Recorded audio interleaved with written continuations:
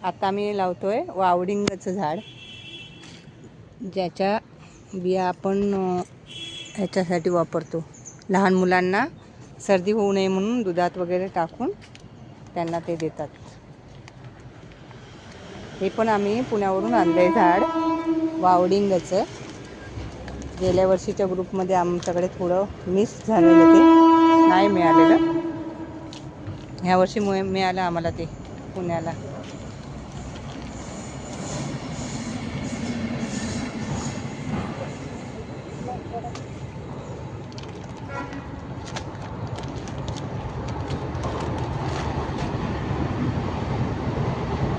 वावडिंग